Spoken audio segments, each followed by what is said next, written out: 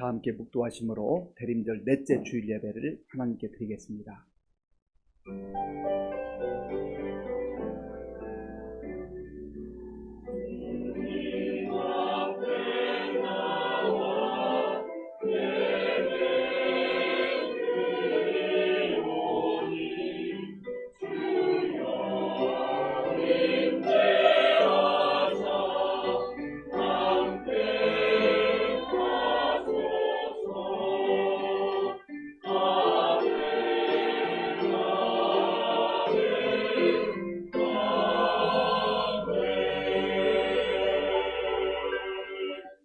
이 날은 여호와께서 정하신 것이라. 이 날에 우리가 즐거워하고 기뻐하리로다. 여호와여 구하옵나니 이제 구원하소서.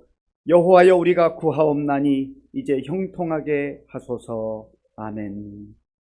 하나님께서 복 주시기로 작정하신 날, 주님의 날을 맞이해서 하나님 앞에 나와 예배드리는 귀한 성도들의 예배를 기쁘게 받아 주시옵소서. 아버지 하나님, 영과 진리로 주님 앞에 나아 우리의 모든 것을 다하여 경배드릴 때에 하나님께서 우리의 심령 가운데 임재하여 주시옵소서. 예수님의 이름으로 기도하옵나이다. 아멘. 교동문 118번을 교독하겠습니다. 교동문 118번입니다. 나는 시온의 의가 빛같이 예루살렘의 구원이 횃불같이 나타나도록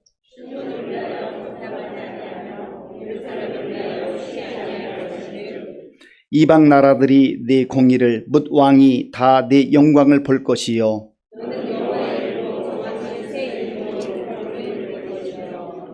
너는 또 여호와의 손에 아름다운 관 네 하나님의 손에 왕관이 될 것이라.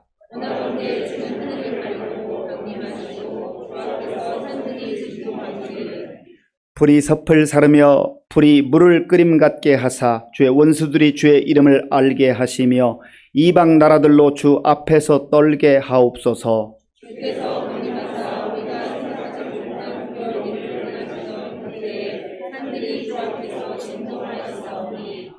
주 외에는 자기를 앙망하는 자를 위하여 이런 일을 행한 신을 옛부터 들은 자도 없고 귀로 들은 자도 없고 눈으로 본 자도 없었나이다. 아멘.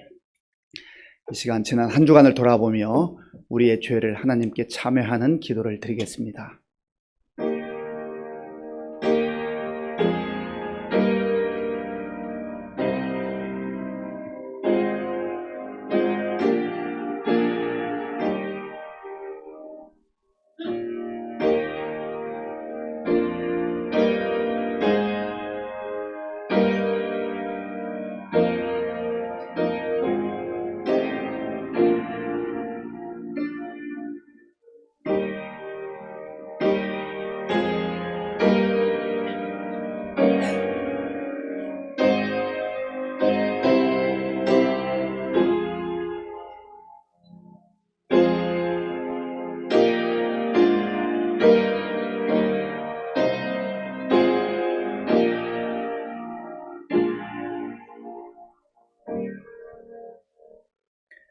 그가 찔림은 우리의 허물 때문이요 그가 상함은 우리의 죄악 때문이라.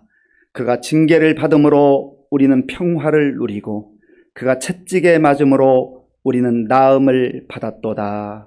아멘. 나는 전능하신 아버지 하나님 천지의 창조주를 믿습니다. 나는 그의 유일하신 아들 우리 주 예수 그리스도를 믿습니다. 그는 성령으로 잉태되어 동정녀 마리아에게서 나시고 본디오 빌라도에게 고난을 받아 십자가에 못 박혀 죽으시고 장사된 지 사흘 만에 죽은 자 가운데서 다시 살아나셨으며 하늘에 오르시어 전능하신 아버지 하나님 우편에 앉아 계시다가 거기로부터 살아있는 자와 죽은 자를 심판하러 오십니다. 나는 성령을 믿으며 거룩한 공교회와 성도의 교제와 죄를 용서받는 것과 몸의 부활과 영생을 믿습니다. 아멘.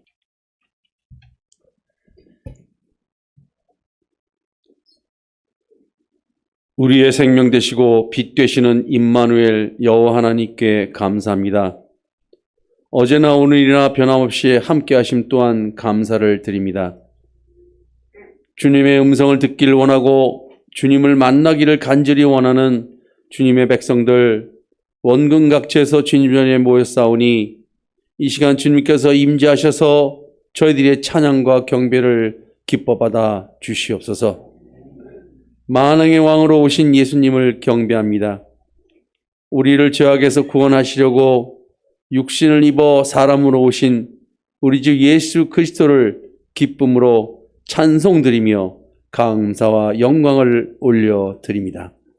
사랑의 주님, 이 시간 우리의 몸과 정성을 다하여 드리는 이 예배 중에 성령님 함께 하셔서 은혜와 감동으로 감사가 넘치게 하여 주시고 주님의 능력으로 지혜와 총명을 허락하셔서 험악하고 힘든 세상 속에 나아가 이사야 선지자처럼 불쌍한 영혼들을 사랑하는 마음으로 영혼 구원에 앞장서는 그리스도의 참된 제자들 다 되게 하여 주시옵소서. 대림절 넷째 주일 2023년도 끝자락을 보내며 우리들의 현재의 모습을 뒤돌아보기를 원합니다. 세상에 속한 여러 가지 죄와 허물로 우리의 심령은 피폐해지고 시기와 질투, 교만으로 얼룩진 한 해였음을 고백합니다.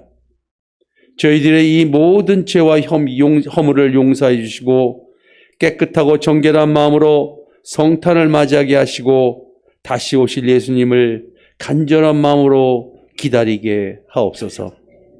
올 한 해 동안 우리 시민교회를 어렵고 힘든 상황에서도 매 순간순간마다 사랑하게 하시고 지켜주시고 올바른 길로 인도하여 주셔서 온 교회와 교우들이 큰 사고 없이 무탈하게 하시고 연로하신 어른들 건강 지켜주셔서 감사합니다. 더욱더 감사한 것은 작년 30여 명의 새신자가 더불어 올해는 40명에 가까운 새 식구들이 우리 시민교회에 오게 하셨습니다.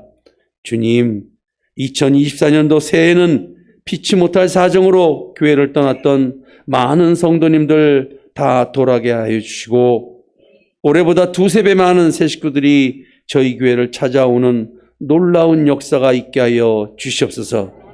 이를 위해 목사님을 중심으로 온 교우들이 기도하며 준비하게 하시고 새신자들이 우리 교회에 잘 정착할 수 있도록 온 마음과 정성을 다하여 잘 섬길 수 있도록 도와주시옵소서.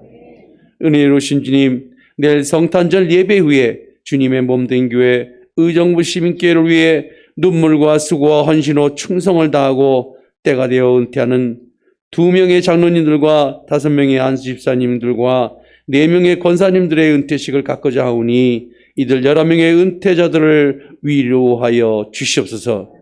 비록 연수가 되어서 은퇴하오나 이들의 건강 지켜주시고 생명 다하는 그날까지 계속 교회를 위해 헌신 봉사할 수 있도록 은혜를 베풀어 주시옵고 후배들의 사역을 위해 기도로 말씀으로 격려해 주시기를 간절히 원하옵나이다.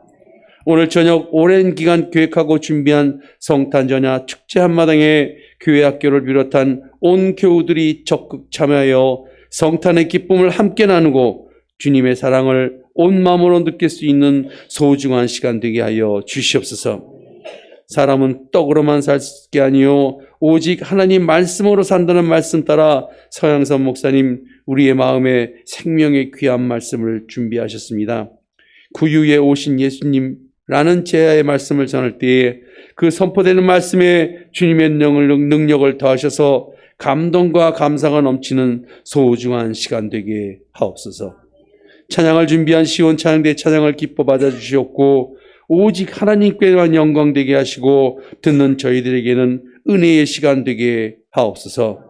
성탄의 기쁨과 다시 오실 예수님을 간절히 소망하며 예수님의 이름으로 간절히 기도합니다.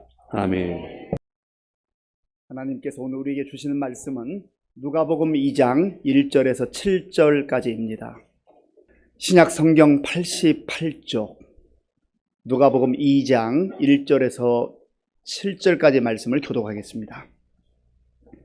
그때 가이사 아구스도가 영을 내려 천하로 다 호적하라 하였으니 이 호적은 구레뇨가 수리아 총독이 되었을 때 처음 한 것이라. 모든 사람이 호적하러 각각 고향으로 돌아가매 요셉도 다윗의 집 족속이므로 갈릴리 나사렛 동네에서 유대를 향하여 베들레헴이라 하는 다윗의 동네로 그 약혼한 마리아와 함께 호적하러 올라가니 마리아가 이미 잉태하였더라. 거기 있을 그때에 해산할 날이 차서 첫 아들을 낳아 강보로 싸서 부유에 누웠으니 이는 여관에 있을 곳이 없음이러라. 아멘. 우리 옆에 계신 분들 또 앞뒤에 계신 분들 반갑게 웃으면서 인사하겠습니다. 반갑습니다. 잘 오셨습니다.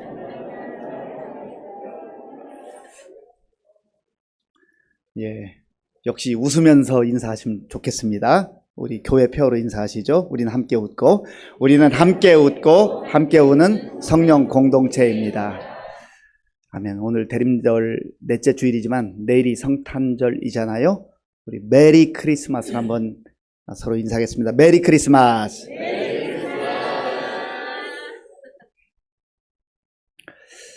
제가 몇 개월 전에 어느 목사님을 만났는데 굉장히 기쁜 일이 있다는, 너무너무 좋은 일이 있다는 거예요. 그래서 궁금하잖아요. 뭐가 그렇게 좋으세요? 뭐가 그렇게 기쁘세요? 그러니까 그 교회는 성도들이 이렇게 많지 않은 교회인데 몇 년 만에 그 교회 성도 중에 아기가 태어났다는 거예요. 참 기가 막히게 기쁜 소식 아니겠습니까? 별로 좋아하지 않으시네요. 남의 집 얘기라고. 우리 교회는 참 그거 보면 감사해요. 우리 교회에 우리 젊은 부부들 정말 하나님께서 또 많이 복 주시고 은혜 주셔서 귀한 생명들 잘 자라고 있습니다. 우리 아이들 저는 할 수만 있으면 제가 안아주고 축복하고 또 훌륭해. 이미 벌써 훌륭해. 앞으로는 더 훌륭해질 거야. 이렇게 축복하고 하는데요. 여러분들도 내 손자, 손녀만 끌어안지 마시고 우리 교회는 가족 공동체예요. 그러니까 누구를 만나든지 좀 안아주시고 축복해 주시고 그렇게 하면 좋겠어요. 그 생명을 얻는다는 게 보통 일이 아닙니다. 보통 일이 아니에요. 우리나라는 OECD 국가에 가입되어 있는 나라잖아요. 경제협력개발기구라고 하는 국제기구인데 여기는 38개의 나라가 회원으로 가입되어 있습니다. 38개 회원국의 면면을 보면 대부분 선진국은 다 포함되어 있고요. 그래도 민주주의가 제도적으로 잘 정착이 되어 있고 또 시장 경제가 비교적 건강하게 활성화되어 있는 나라들이 포함되어 있습니다. 여기 OECD 국가에 소속된 나라들의 여러 가지 수치를 해마다 발표를 하는데 우리나라가 참 이게 1등이라고 해야 될지 아니면 꼴찌라고 해야 될지 모르겠는데요. 어떤 면에서는 1등이고 어떤 면은 꼴찌인데 출산율 10년째 가장 이게 낮은 건가요? 높은 건가요? 하여튼 1등이에요. 출산율이 낮기로 1등이에요. 10년째. 아마 내년에 또 발표하면 또 1등 할 가능성이 많습니다. 2022년 기준으로 우리나라의 출산율은 0.78명입니다. 기가 막힌 겁니다. OECD 국가 중에 0점대 출산율을 기록한 국가는 우리나라가 유일합니다. 통계청에서는 분기별로 또 여러 가지 통계를 조사해서 발표하는데 3분기에 출산율을 발표했습니다. 7, 8, 9월 3분기의 출산율이 0.7명입니다. 그러니까 작년 0.78명보다 더 낮아진 거예요. 그러면서 우려의 목소리가 나오는데 아마 4분기 10월, 11월, 12월 출산율은 역대 최하인 0.6명대로 내려갈 것이라고 예측을 하고 있습니다. 예측이니까 정확하지 않지만 그럴 가능성이 많다는 거죠. 참 안타까운 일이에요. 생명을 갖는 것, 이거 내가 선택하고 우리가 선택할 수 있는 그 소관이 아니잖아요. 왜냐하면 생명의 주관자는 하나님이시거든요. 하나님 주관. 우리나라가 여러 가지 가지고 있는 산적한 문제들이 있습니다. 뭐 빈부의 양극화 문제, 또 그 노동 인구의 그 연령이 이제 높아지는 거, 고령화, 뭐 이런 어려움들이 있고요. 또 세대 간의 갈등, 뭐 이념의 갈등, 이런 많은 문제들이 있습니다만은 조금 중장기적으로 보면 어떻게 보면 가장 문제 중에 문제가 이 출산율이에요. 출산율. 이미 우리 대한민국의 전체 인구는 감소하기 시작을 했습니다. 지방에 있는 도시들이 머지않아 없어지는 도시들이 많아진다고 합니다. 그리고 세계 석학들이 전망하기를 이런 추세라고 한다면 역사상 대한민국은 세계에서 가장 최초로 없어지는 소멸 국가가 될 것이다. 그렇게 예측을 하고 있습니다. 지금 이 출산율이 변동되지 않는 한, 올라가지 않는 한 그렇게 된다고 하는 것이죠. 생명이 이 땅에 주어진다는 것, 그거는 참 복중의 복입니다. 오늘 우리가 대림절을 보내면서 예수님의 그 성탄에 관한, 예수님 탄생에 대한 그런 본문을 묵상을 하기를 원합니다. 예수님께서 이 땅에 오셨을 때 어떤 하나님의 섭리가 있었는가? 오늘 설교 제목 구유에 오신 예수님인데요. 구유에 오시기까지의 그 내용을 살피고 구유에 오신 예수님, 그 의미가 무엇인가를 우리가 결론적으로 함께 묵상하기 원합니다. 오늘 먼저 본문에 보면 예수님께서 이 땅에 오셨을 때 그 시기가 어떤 시기였는가를 알려주고 있습니다. 누가복음 2장 1절 2절 1절 2절 우리 함께 읽겠습니다. 그때에 가이사 아구수도가 영을 내려 천하로 다 호적하라 하였으니 이 호적은 구레뇨가 수리아 총독이 되었을 때 처음 한 것이라. 아멘. 그때에 예수님께서 탄생할 즈음이에요. 예수님께서 이 땅에 오실 때에 가이사 아구수도가 전국에 호적하라 명령을 내렸습니다. 이 가이사 아구스는 카이사르 아우구스투스라고 하는 로마의 첫 번째 황제를 일컫습니다. 여기서는 가이사 아구스도라고 그렇게 번역을 했습니다. 원래 이 가이사르 아우구스투스는 본 자신의 이름은 옥타비아누스였습니다. 우리가 역사 속에서 이미 알고 있는 내용 아닙니까? 이 옥타비아누스가 악티움 전투에서 그의 정적이었던 그 안토니우스를 격파하고 모든 전권을 장악하고 로마의 황제가 됩니다. 그때 로마의 그 지도자들로 구성된 원로원에서 이 대단한 권력을 가진 황제 옥타비아누스에게 아우구스투스라고 하는 이름을 선사했어요. 이 아우구스투스라고 하는 그 이름의 뜻은 존귀한 자, 존엄한 자, 그런 뜻이 있습니다. 그러니까 당신은 정말로 존귀하고 존엄한 자입니다. 마치 당신은 황제이기도 하지만 황제를 넘어서서 우리에게는 신과 같은 존재입니다라고 그렇게 찬사의 의미로 아우구스투스라고 하는 이름을 부여한 것이죠. 그때 이 가이사 아구스도 이 황제가 전국에 명령을 해서 호적하라 했는데, 호적하는 이유는 크게 두 가지 이유가 있습니다. 호적하라고 하는 것은 인구 조사를 하는 거거든요. 먼저는 이 국가가 운영되기 위해서는 재정이 필요하잖아요. 국민들로부터 세금을 걷어들여야 되는데, 세금을 걷어들이기 위해서는 정확한 인구 조사가 필요한 것이죠. 그래서 세금을 걷기 위해서 인구 조사를 하라고 한 것입니다.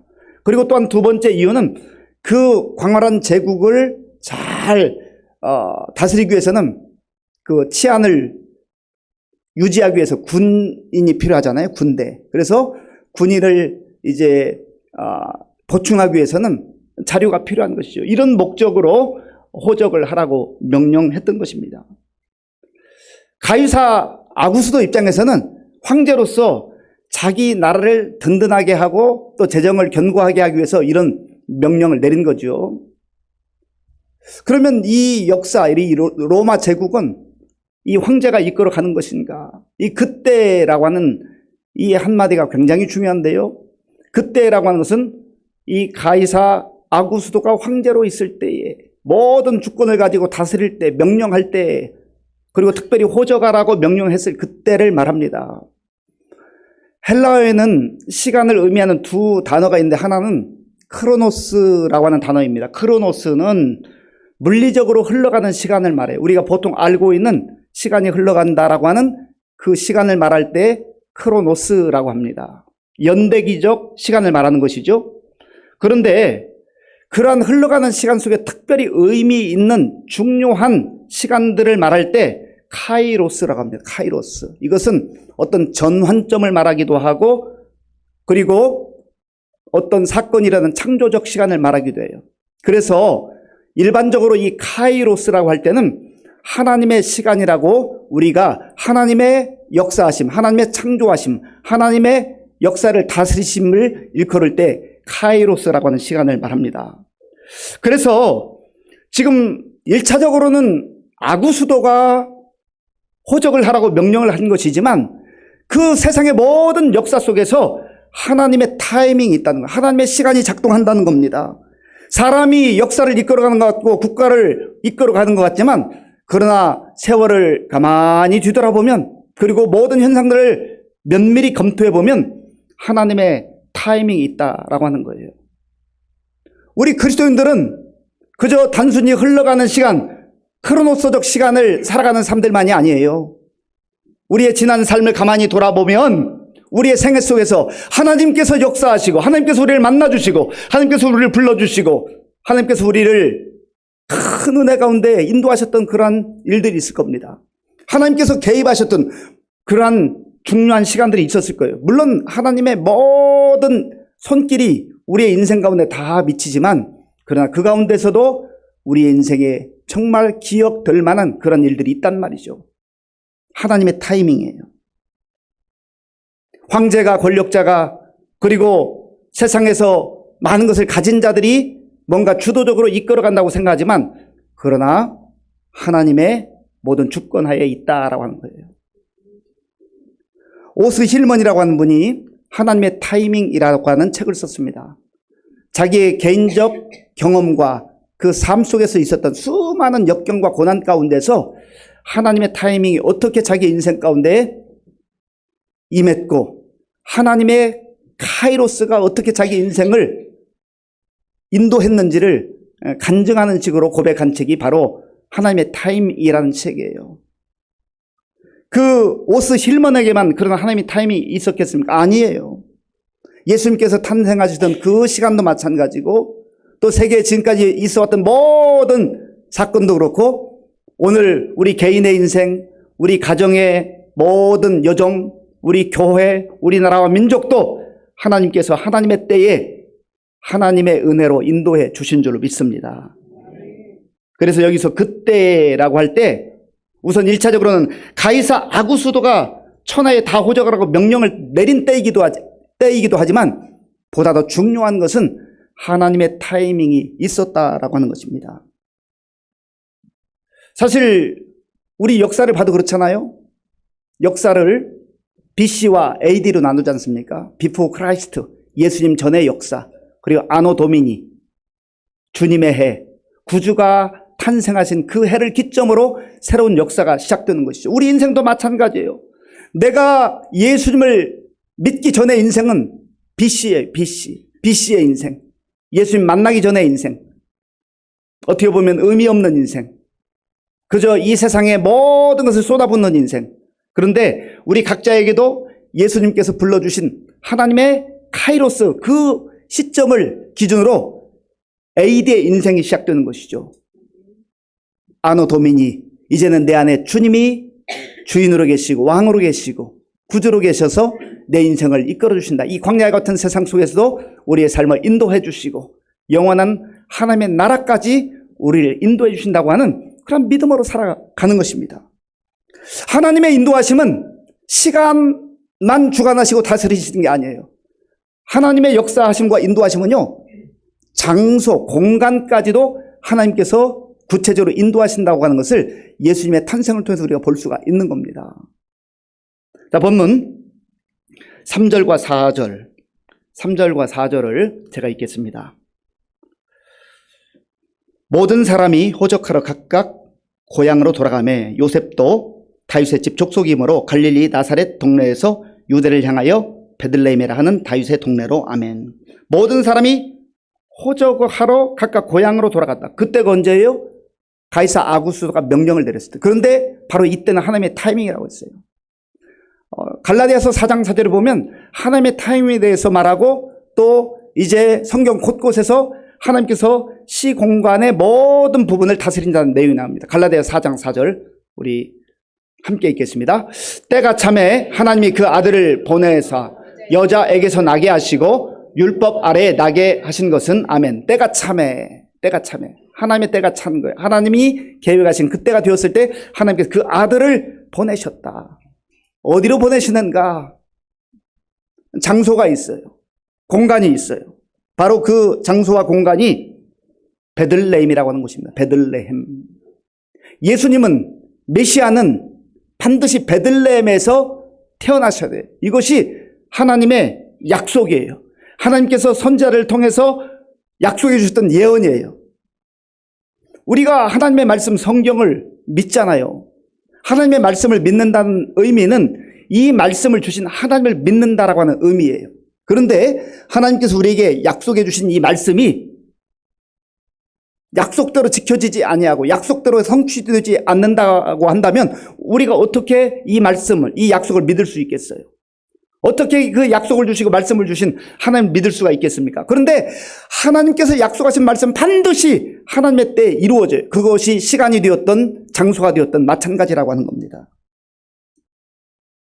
요셉은 당시에 갈릴리 북쪽 지역에 있는 갈릴리에서 살았으면 나사렛에서 살았어요.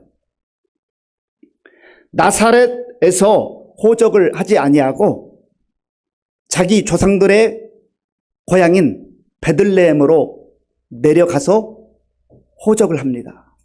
나사렛에서 베들레헴까지는 대략 145km 정도 돼요. 이때에 지금 약혼한 상태에 있는 마리아는 임신해서 점점점 이제 출산할 날이 가까운 그런 시점입니다. 교통수단이 원활하지 않은 그때에 그 먼 거리를 가야 한다는 것은 굉장히 위험한 일이에요. 부담스러운 일이에요. 그런데 요셉과 마리아는 호적하러 거기에 갑니다. 왜 그래요? 하나님의 약속이 그들이 가야 성취되기 때문에 그래요. 하나님께서 이 모든 것, 시간뿐만 아니라 공간, 장소까지도 구체적으로 인도해 주신다라고 하는 것입니다. 하나님은 미가 선지자를 통하여서 메시아가 베들레헴에서 태어날 것을 예언하게 하셨습니다. 미가 5장 2절 말씀 우리 함께 읽겠습니다. 베들레헴 에브라다야, 너는 유다 족속 중에 작을지라도 이스라엘을 다스릴 자가 네게로 나올 것이라. 그의 근본은 상고의 영원에 있느니라. 아멘. 베들레헴 에브라다야. 베들레헴 에브라다는 사실 작은 동네예요. 원래 메시아가 온다면 우리 생각에는 예루살렘 수도와 같은 아주 번화한 도시에서 나와야 되지 않겠어요? 그런데 메시아가 예루살렘에서 태어나지 않습니다. 베들레헴에서 태어나요. 그 이유는 무엇입니까? 하나님께서 약속한 장소이기 때문에 그래요. 모든 것이 사람의 생각대로 되는 것이 아니라, 권력자의 뜻대로 되는 것이 아니라 하나님의 계획과 하나님의 약속대로 이루어진다라고 하는 것입니다. 이 요셉이 다윗의 후손이라는 게 굉장히 중요합니다. 그리고 베들레헴은 다윗의 고향이기도 해요. 우리가 몇 군데의 성경을 찾아보겠는데요. 사무엘상 17장 12절에 보면 바로 이 베들레헴의 다윗의 고향이라는 것을 말해주고 있습니다. 사무엘상 17장 12절 함께 읽겠습니다. 다윗은 유다 베들레헴 에브라 사람 이세라 하는 자의 아들이었는데, 이세는 사울 당시 사람 중에 나이 많은 늙은 사람으로서 8 아들이 있는 중. 아멘. 다윗은 유다 베들레헴에 살고 있는 이세라고 하는 사람의 8명의 아들 가운데 막내였어요. 그러니까 이 베들레헴이 중요한 이유는 다윗의 고향이기 때문에 중요한 거예요. 또한 다윗이 사울 왕의 아들이었던 요나단과 대화하는 장면이 사무엘상 20장에 나옵니다. 사무엘상 20장 6절 말씀 제가 읽어보겠습니다. 내 아버지께서 만일 나에 대하여 자세히 묻거든 그때 너는 말하기를 다윗이 자기 성읍 베들레헴으로 급히 가기를 내게 허락하라 간청하였사오니 아멘. 다윗이 자기 성읍이라고 말해요. 베들레헴을 나의 성읍이다, 나의 조상들의 고향이다, 그렇게 고백하는 겁니다. 그래서 다윗의 후손으로 오신 메시아 예수 그리스도는 반드시 이 베들레헴에서 태어나야 하셨던 것이죠. 제가 지난번 기도 주간에 강화도에 가서 평화 전망대라고 하는 곳을 처음 가봤습니다. 평화 전망대에 가니까 육안으로 북한 땅이 다 보이더라고요. 2.1km 떨어져 있는 그 한강 너머에 북한 땅이 보이는데 가슴이 얼마나 설레는지 몰라요.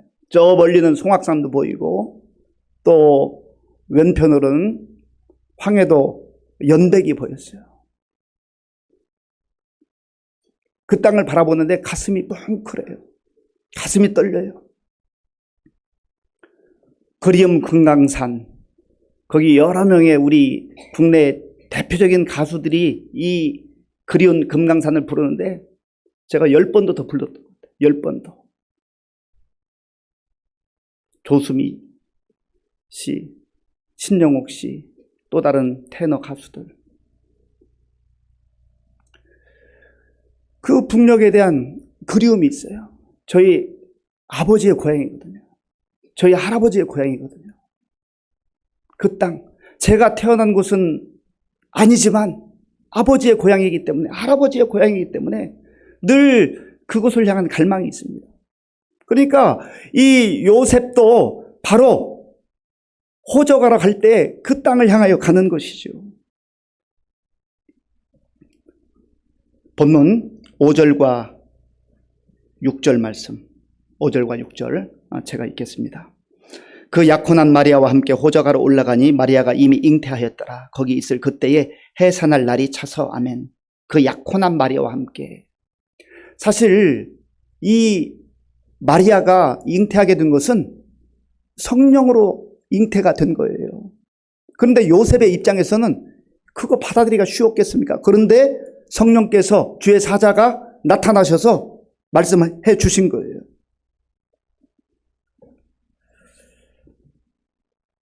마태복음 1장 20절 말씀. 마태복음 1장 20절. 우리 함께 읽겠습니다. 이 일을 생각할 때에 주의 사자가 현몽하여 이르되 다윗의 자손 요셉아 내 아내 마리아 데려오기를 무서워하지 말라. 그에게 잉태된 자는 성령으로 된 것이라. 아멘. 다윗의 자손 요셉아, 지금 네가 약혼한 너의 약혼녀 마리아의 몸에 생명이 생겼는데, 마리아가 생명을 갖게 됐는데 성령으로 잉태된 것이라. 우리가 믿음이 필요한 부분이 바로 이 대목이에요. 아이, 그게 어떻게 가능해? 그게 가능한 일이 아니지. 그건 내가 불가능하고 사람에게 불가능한 것이지 하나님에게 불가능한 것이 있겠습니까? 하나님은 전능하신 하나님이에요. 내가 못한다 해서 하나님도 못하시는 게 아니에요. 내가 불가능하다 해서 하나님에게도 불가능한 게 아니에요. 주의 사자가 나타나서 요셉에게 말할 때 요셉은 받아들였어요. 약혼한 상태라는 것은 아직 동침하기 전이거든요. 그런데 나의 약혼녀에게 생명이 생겼다, 아기가 생겼다, 받아들일 수 없는 상황이지만 믿음으로 받아들인 것입니다. 이 현실로 이루어진 약속은 이미 700여 년 전에 이사야 선지자를 통해서도 예언하게 하신 말씀이에요. 이사야 7장 14절 말씀. 우리 함께 읽겠습니다. 그러므로 주께서 친히 징조를 너희에게 주실 것이라. 보라, 처녀가 잉태하여 아들을 낳을 것이요 그의 이름을 임마누엘이라 하리라. 아멘. 보라, 처녀가 잉태하여 아들을 낳을 것이. 여기 그 약혼한 마리아와 함께 호적하러 올라갔다라고 하는 의미는 바로 동침하지 않은 그러한 마리아와 함께 갔다라고 하는 의미입니다.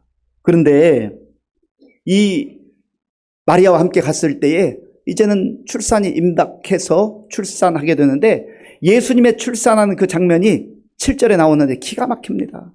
7절을 제가 읽겠습니다.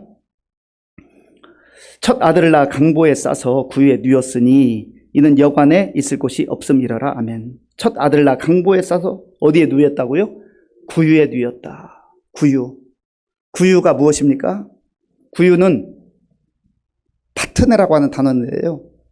가축들이 음식을 먹는 먹이통이에요. 여물통이라고 하죠. 저와 여러분들 가운데 구유에서 태어난 사람이 있어요. 내가 부모라고 한다면 어느 부모가 그 자기의 사랑스러운 자녀가 태어날 때 낳아서 구유에 누이고 싶겠습니까? 그런 부모 한 사람도 없어요. 육신의 부모인 요셉과 마리아가 아기 예수를 이제 출산해서 그 구유에 누일 때 그 심정이 어떠했을까요? 이는 여관에 있을 곳이 없음이라. 제가 아프리카에 있을 때에 나미비아를 한번 우리 가족들과 여행한 적이 있습니다. 나미비아 어느 작은 도시에 가서 이제 하루를 머물러야 했는데 장거리 운전을 하고 가다 보니까 밤 늦게 도착해서 한 8시 넘어서 간 것 같아요. 작은 도시지만 웬만하면 숙소가 있을 거라 예측을 하고 갔는데 몇 군데 갔는데 숙소가 없다는 거, 다 찼다는 거예요. 이게 무슨 일인가? 이게 어떻게 된 일인가? 곳곳을 다녀도 방 하나가 없는 거예요. 낯선 곳에 가서 이제 9시가 넘어 10시 가까이 되는데 참 기가 막히더라고요. 그래서 제가 물어봤습니다. 아니 오늘 왜 이렇게 자리가 없습니까? 하니까 그 지역에 있는 축구팀들이 와서 축구 대회를 하는데 그 축구팀들이 다 방을 얻었다는 거예요. 그래서 어떻게 수소문에 겨우 방 하나 얻어서 지냈던 적이 있습니다. 그런데 예수님은요, 예수님은 지금 구유에 누이셨다는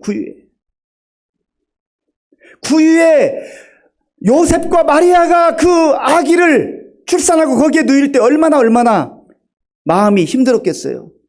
그런데 그 독생자 예수님을 보내신 아버지 하나님의 마음은 어땠을까요? 하나님이 능력이 없는 분이 아니잖아요. 하나님은 독생자 예수님을 가장 빛나는 곳에, 가장 화려한 곳에, 가장 아름다운 곳에 보내실 수 있잖아요. 그런데 왜 구유에 누이게 허락하셨을까요? 저는 이 말씀을 묵상하면서 이 구유가 무엇인가? 구유는 사실 냄새나는 곳, 더러운 곳, 누추한 곳, 초라한 곳이잖아요. 누구도 거기에 누워있고 싶지 않은 곳. 그런데 예수님께서 왜 그곳에 오셨을까? 이 구유는 마치 세상과 같아요.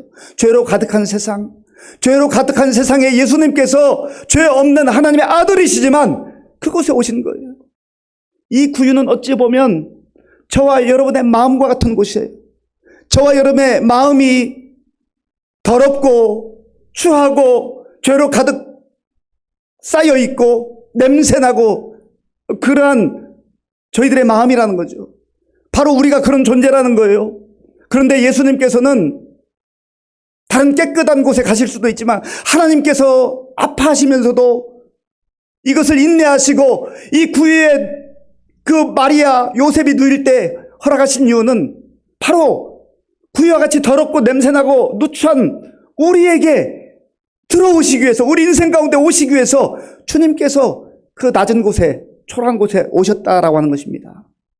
주님의 은혜인 것이죠. 만약에 주님께서 이 구유에 누이지 않으셨다고 한다면 저와 여러분에게 무슨 희망이 있겠어요? 어떻게 우리 같은 사람들에게, 우리 같은 죄인들에게 그 하나님의 은혜가 임할 수 있겠어요? 주님은 아무 말씀 안 하시고 냄새나고 추하지만 우리 안에 오셔서 우리의 더러움을 씻어주시고 우리의 죄를 용서해 주시고 이제는 더 이상 냄새나는 존재로, 추한 존재로 죄에 매여 사는 그런 비참한 존재들이 아니라 구주 예수님이 이 땅에 오셔서 내 마음에 오셔서 그 더러움을 씻어주시고 향기나는 존재로, 빛나는 존재로, 아름다운 존재로 그렇게 살기를 원하시는 것이죠. 오늘 저와 여러분들이 그런 은혜를 받은 겁니다. 예수님께서 구유에 누이심으로 말미암아서 우리가 그런 은혜를 누리게 된 것이지요. 그렇다고 한다면 저와 여러분들이 화려한 곳, 빛나는 곳, 아름다운 곳만 찾아갈 것이 아니라 예수님께서 구유 같은 존재인 나를 찾아오신 것처럼 우리가 또 냄새나는 곳, 초라한 곳, 추한 곳에 복음을 안고 정말 성탄의 그 감격과 기쁨을 안고 가야 되지 않겠습니까? 당신은 냄새나서 싫어. 당신은 내 스타일이 아니야. 나는 당신하고는 수준이 달라. 그리고 우리가 다 가기를 꺼려 한다면 어떻게 주의 복음이 전해지겠어요? 오늘 구유에 탄생하신 예수님의 그 성탄의 놀라운 의미를 기억하고 바로 그 구유 같은 존재가 저와 여러분이었음을 기억하고 마다하지 아니하시고 우리 가운데 오신 예수 그리스도를 영접하고 찬양하고 경배하며 우리가 그 감격으로 또 냄새난 곳에 죄악된 세상에 나아가서 주의 복음을 담대하게 증거하며 아름다운 하나님의 백성들로 살아갈 수 있는 그런 은혜를 누리시기를 간절히 바랍니다. 아버지 하나님 감사합니다. 예수님께서 하늘 영광 보좌를 버리시고 사람의 몸으로 오실 때에 구유에 오신 이유는 바로 구유 같은 우리를 위해서 주님이 오신 줄로 믿습니다. 그 은혜를 기억하며 감사하게 하시고 또 우리도 주의 복음 안고 성탄의 기쁨과 감격을 안고 낮은 곳으로 냄새나는 곳으로 누추한 곳으로 기꺼이 가서 그곳에서 복음의 향기를 드러내는 우리 모두가 되게 하여 주시옵소서. 예수님의 이름으로 기도하옵나이다. 아멘. 아버지 하나님, 성탄을 앞두고 구유에 오신 예수님을 묵상했습니다. 그 의미를 깊이 기억하게 하시고 우리도 예수님처럼 주님이 원하시는 그곳에 기꺼이 나아가서 복음 전하며 살아갈 수 있도록 인도하여 주시옵소서. 우리에게 베풀어 주신 은혜를 구별하여 주일헌금 11조 감사 헌금과 각종 목적 헌금을 믿음으로 드려오니 기쁘게 받아주시고 이 물질이 쓰이는 곳마다 주님의 영광이 나타나며 예수님의 생명의 복음이 전파되게 하여 주옵소서.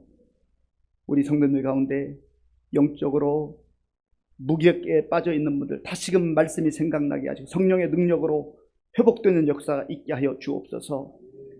육신의 질병으로 인하여서 눈물로 간구하는 성도들의 그 흐르는 눈물을 닦아주시고 주님 친히 만져주시고 응답하셔서 치유의 역사를 경험하게 하여 주옵소서. 연약함으로 여러 가지 처지와 형편으로 가정에서 예배를 드리는 성도님들의 그 예배도 기쁘게 받아 주옵소서. 우리 다음 세대 가운데 주의 성령께서 임하셔서 말씀과 능력으로 함께 하시고 비전과 꿈이 믿음이 저들의 심령 속에 새겨지게 하여 주옵소서. 지금도 세계 곳곳에서 벌어지고 있는 전쟁 하나님 불쌍히 여겨주시고 저들의 고통이 속히 감하여지게 하시고 전쟁이 중단될 수 있도록 주님 도와주옵소서. 군 복무주인 청년들을 지켜주시며 지금도 세계 곳곳에 나가 복음 증거하는 선교사님들 능력의 장중에 붙잡아 주옵소서. 예수님의 이름으로 축복하면서 기도하옵나이다. 아멘.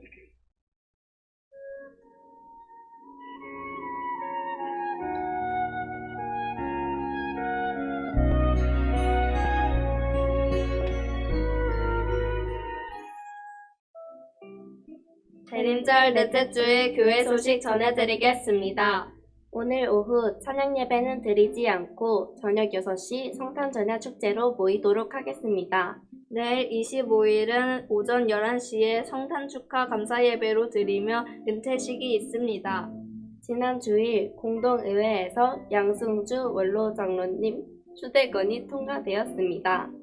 이번 주 감사한 일로 이부성 집사, 윤명식 장로님 가정에서 자녀 결혼에 감사하여 오늘 맛있는 점심을 제공하였으며 저녁 간식을 목순자 권사님이 떡을 준비하셨습니다.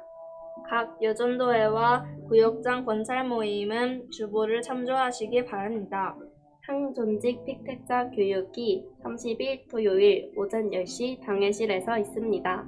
기관장 협의회가 31일 주일 오후 1시에 교육관에서 있습니다.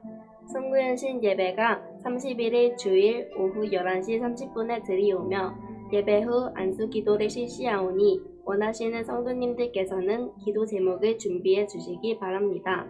신년 특별 새벽 기도회가 2일부터 12일까지 기도하고 기대하라 라는 주제로 본당에서 있습니다. 새해 결단할 일들로 8가지를 생각하며 기도하셨으면 좋겠습니다. 기부금 영수증이 필요하신 분은 사무실에 신청해 주세요. 연말 시상자 명단이 1층 로비 게시판과 홈페이지에 있사오니 참고하시고 궁금한 사항이 있으시면 사무실에 확인 바랍니다. 성경 통독 현재 150독이며 내년도 목표는 200독으로 1월 1일부터 2월 25일까지 모세오경 통독하시기 바랍니다. 또한 3여전도 회원 1동 성경 필사 마쳤습니다. 교우 동정입니다. 조찬미 성도님 등록 신청하였습니다. 기타 소식입니다. 복음으로 생명을 살리는 성령 공동체의 의정부 시민교회 교회 소식이었습니다. 네, 우리 교회 소식이 많이 있는데 주보를 잘 참고하시고 또 기도도 해주시고 참여해 주시면 감사하겠습니다. 2024년도 성경 읽기표가 이렇게 만들어졌습니다. 교회 그 1층 로비에 비치가 되어 있는데요. 작년까지는 그때그때 이제 유인물을 나눠드렸는데 이번에는 1년치 분량을 요 하나에 다 이렇게 담았습니다. 그래서 여러분들 가지고 가셔서 적어도 우리 성도들이면 1년에 한 번 정도는 성경을 통독했으면 좋겠습니다. 기관장 협의회 다음 주일 오후 1시에 모이게 되겠는데요. 우리 신구 대표들이 다 함께 와주시면 감사하겠습니다. 그리고 내일은 우리 성탄 축하 예배가 오전 11시에 있습니다. 교회 차량 운행은 하지 않고요. 또 점심 식사도 없습니다. 참고해 주시고요.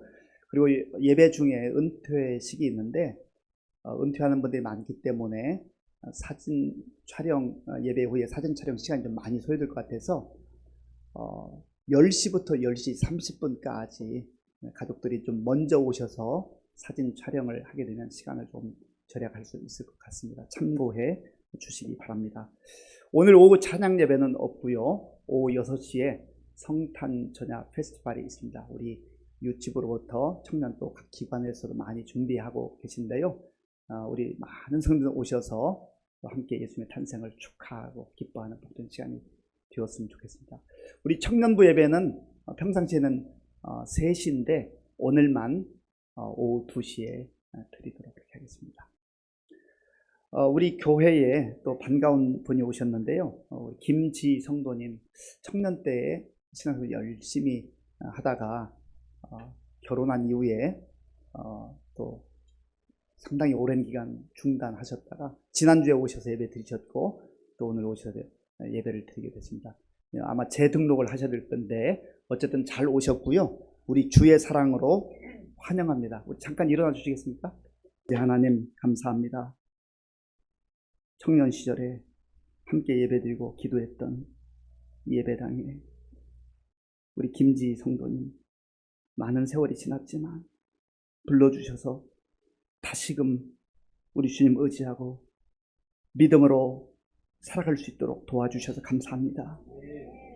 하나님의 타이밍인 것을 알게 하시고 이제 더 이상 주님 떠나지 아니하고 주님과 동행하며 복음 안에서 감격의 삶을 살아갈 수 있도록 주님 도와주옵소서. 하나님께서 함께 하시고 인도해 주실 줄 믿사옵고 예수님의 이름으로 축복하면서 기도하옵나이다. 아멘. 예, 우리 다시 한번 큰 박수로 환영하겠습니다. 네.